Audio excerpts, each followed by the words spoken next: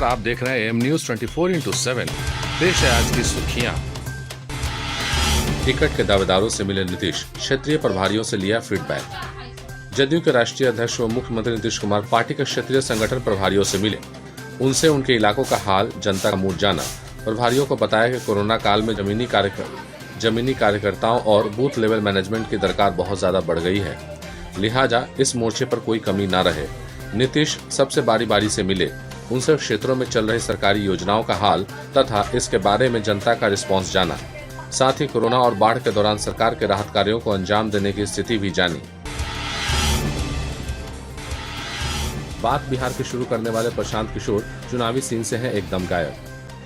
चुनाव रणनीतिकार प्रशांत किशोर ऐन चुनाव के मौके पर ही सीन से गायब हैं।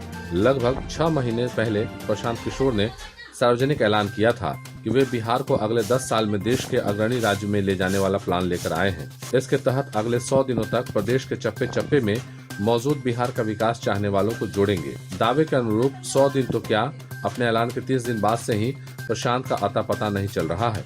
यहाँ तक कि पीके जो नीतीश से अलग होने के बाद से लगातार बिहार और केंद्र पर सोशल मीडिया के जरिए हमला बोल रहे थे, उस पर भी कम सक्रिय हैं। बात बिहार के करने वाले पीके का ऐन चुनाव के मौके पर सीन से गायब होना उनके दावे पर सवाल खड़ा कर रही है। एनडीए में सीट बंटवारे पर निर्णय अंतिम दौर में, दिल्ली रवाना हुए बिहार बीजेपी प्रमुख। एनडीए में घटक दलों के बीच सीटों के बंटवारे पर निर्णय अंतिम दौर में है।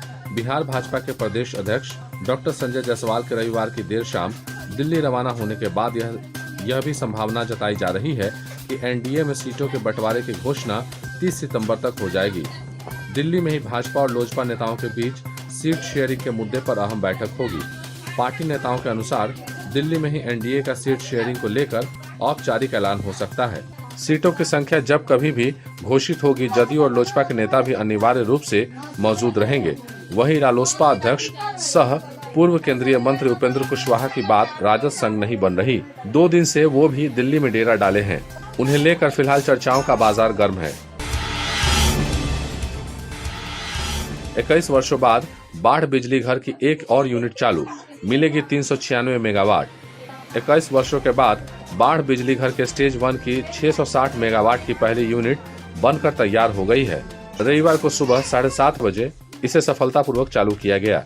इसे ग्रिड से भी जोड़ा गया। 72 घंटे तक पूर्ण लोड पर चलाने के बाद इसके वाणिज्यिक उत्पादन शुरू किया जाएगा और फिर बिहार को विधिवत रूप से बिजली मिलने लगेगी। पहली यूनिट के चालू होने के बाद एनटीसीपी बाढ़ के अधिकारियों ने उम्मीद जताई है कि मार्च 2022 के अंत तक शेष 2 इकाइयों को चालू कर दिया जाएगा। बिहार में पार्टियों के पास खुद के बूते बहुमत जुटाने का जनाधार नहीं, गठजोड़ मजबूरी। बिहार चुनाव पर विश्लेषण करते ही यह बात सामने आती है कि बिहार में बड़ी पार्टियों के पास खुद के बूते बहुमत जुटाने का जनाधार नहीं है, गठजोड़ इनकी मजबूरी है। अकेले चुनाव लड़ेगी तो खंडित जनादेश ही मिलेगा, जिससे सरकार नहीं बन पाएगी। 1990 के बाद हुए विधानसभा के 7 चुनावी नतीजों से स्पष्ट है कि 2020 के विधानसभा चुनाव में ही यही कहानी दोहराई जाएगी।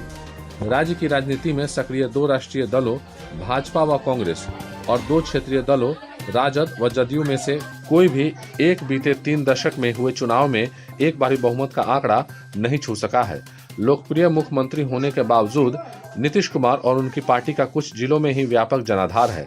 हाल के वर्षों में भाजपा का जनाधार बढ़ा है, लेकिन उतना भी नहीं कि वह अकेले सरकार बनाने की स्थिति में आ गई हो। किसी दल को बहुमत नहीं मिलने की वजह उसके जनाधार से समझा जा सकता है।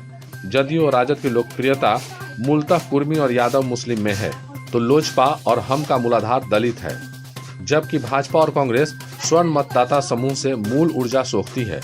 और यही वजह है कि चुनाव के दौरान पार्टियां हाथ मिलाती रहती है, क्योंकि अपनी लोकप्रियता के शिखर पर होते हुए भी यह अकेले दम पर बहुमत नहीं पा सकती। इसलिए बिहार में चुनाव पूर्ण गठजोड़ बनाने पर जोर है और गठजोड़ का स्वरूप ही इस चुनाव में भी पार्टियों की सफलता का सूत्र साबित होगा।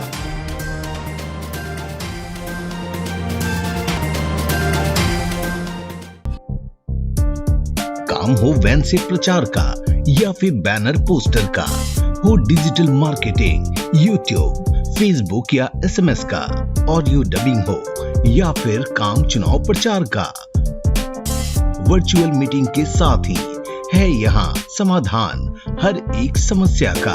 और हाँ, चुनाव प्रचार के लिए स्पेशल पैकेज भी है, तो फिर जल्दी ही संपर्क करें 8651504128 या 9065986645।